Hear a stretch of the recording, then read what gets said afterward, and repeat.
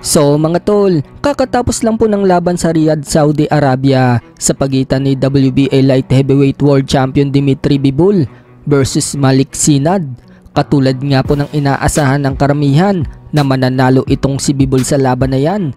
Ganyan nga po ang nangyari mga tol, panalo po siya via technical knockout sa round 6. Hindi po kinaya ni Malik Sinad ang lakas ni Bivol dahil sa panalo ni Bivol mga tol, nadepensahan niya ang titulo niyang WBA at IBO Light Heavyweight World Title.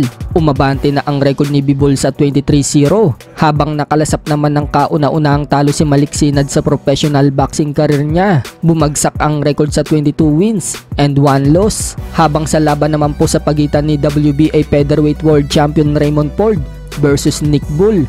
Big upset po ang nangyari. Tinalo ni Nick Bull ang kampeon na si Raymond Ford via split decision. Si Nick Bull na po ngayon ang bagong WBA Featherweight World Champion.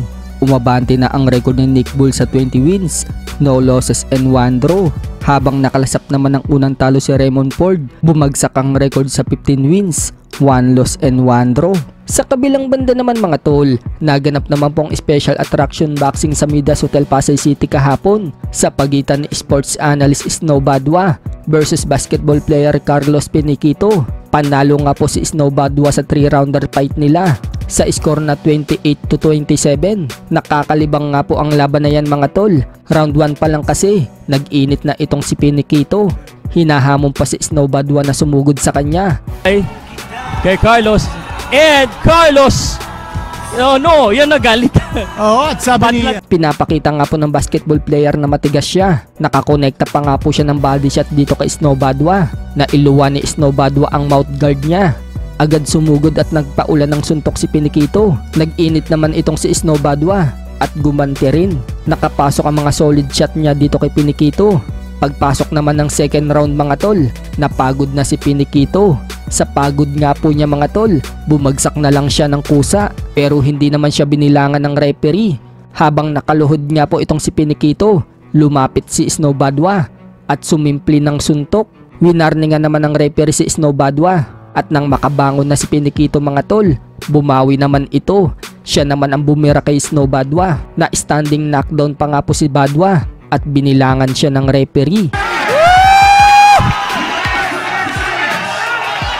Sa third round, halatang pagod na ang dalawa mga tol dahil sa bibig na sila humihinga. Natapos po ang third round, nahapong-hapo ang dalawa. Ibinigay naman po ang panalo kay Snow Badwa mga tol. No! Oy! Oy! Oy! Ares di! Oy! Ref! Ref! Good siya! Ref! Slip yun! Slip yun! Control! Slip yun! To control! Oh! Nice! Oh, that's a big one. Oh! Nice! That's a big right hand scored by Snow Badwa. Oh, big right hand scored by Peniquito naman. And the crowd chanting pa. Oh! Right hand again! Ah! Dinilahan pa! Ano na? Haribas! Oh! Solid! Solid! Big punch by Peniquito. Oh! Nice one! Snow Badwa. It's Snow Badwa receiving some bad shots. Ayaw na! Suko na! Ayaw na! Ayaw na di Peniquito. Badwa's in the middle of the ring. Hindi na yata susunod yung dalawa. Wala na, hindi na kaya guys. Wala. Tapos na, nagtitigan na lang. Hindi panalo sa titigan. Red corner, Snow Badwa. Snow Badwa nanalo. This one.